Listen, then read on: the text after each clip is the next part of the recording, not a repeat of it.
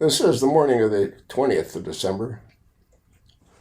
The clip put up by Onedin News, titled, Trump's shocking role in Epstein death exposed. Jeffrey Epstein killed by. Let's hear what Mr. Kennedy has to say. Again, I'll play about 10 minutes of it, but you'll have it to listen to its entirety. Christmas ornaments, drywall, and Jerry Epstein. Name 3 things that don't hang themselves. That's what the American people think.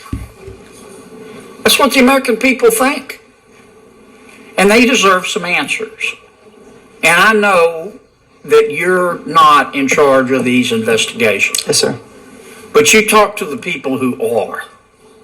And I need you to take a very respectful message today.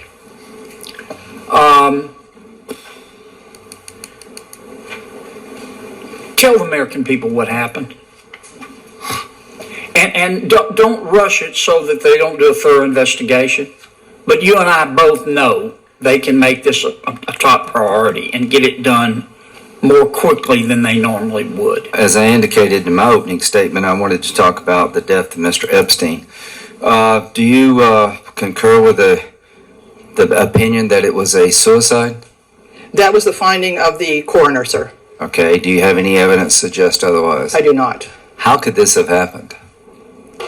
Unfortunately, sir, the death and the whole situation is still under the investigation of the FBI and the Inspector General's office, and I'm really not at liberty to discuss specifics of this case. I can discuss issues around institutional operations, but I can't specifically talk about that particular issue. Okay. With a case this high profile, there's got to be either major malfunction of the system or a criminal enterprise at foot to allow this to happen. So are you looking at both? Is the FBI looking at both? If the FBI is involved, then they are looking at criminal enterprise, yes. Do we have people in custody today of this high-profile nature? Have we done anything to adjust since Mr. Epstein's death? Sir, we take every inmate's life very seriously in the Bureau of Prisons. A high-profile inmate is no more important or significant in terms of our operations than just the average inmate that comes our way. I mean high-profile, somebody's on a suicide watch. I would like to explain our suicide watch system, if I may. I can't talk specifically about Epstein, but we have different tiers of response if we identify an inmate who appears to be having suicidal thinking. And I came into the Bureau as a psychologist. I worked with lots of suicidal inmates. I was warden in our psychiatric facility in Butner, and I know how difficult it is to always be able to predict who is suicidal and who is not.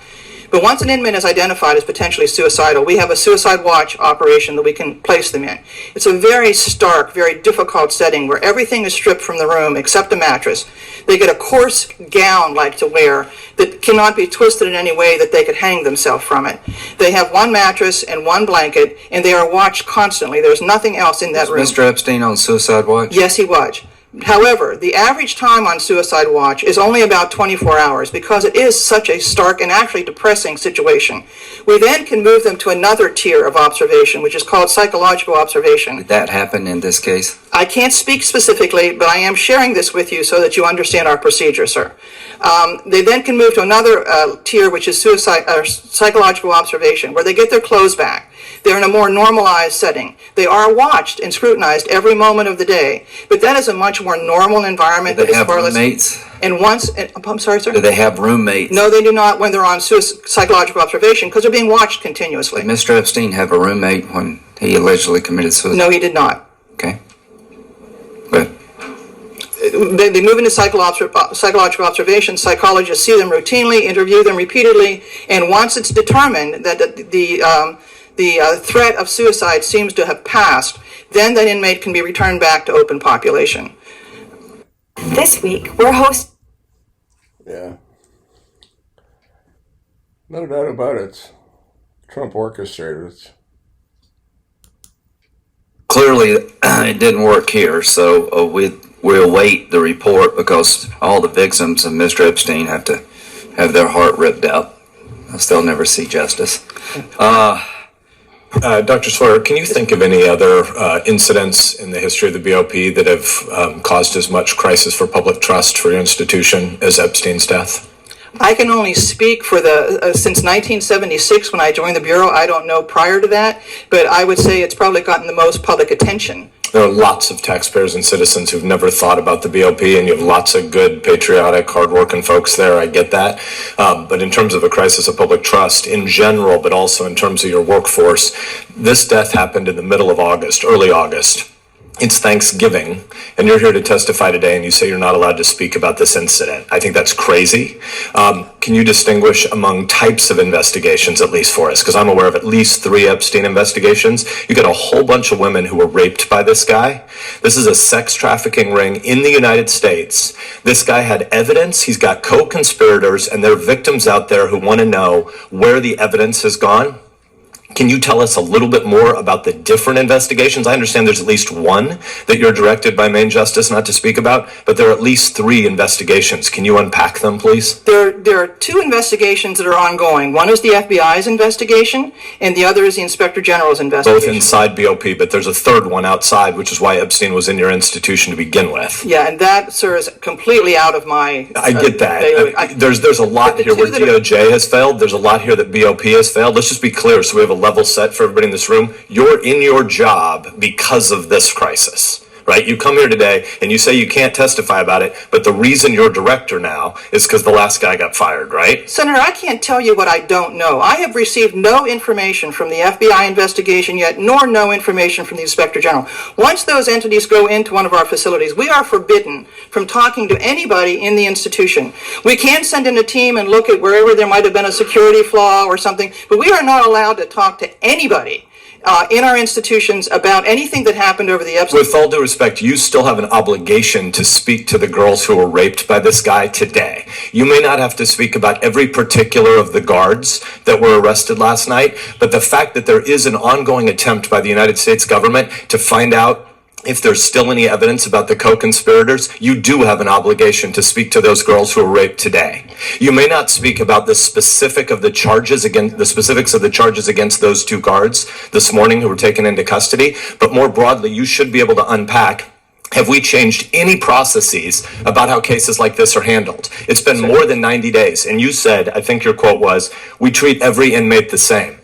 We believe in America that every individual has equal dignity, but not every inmate has equal value for future criminal investigations. Jeffrey Epstein was still to testify in a case.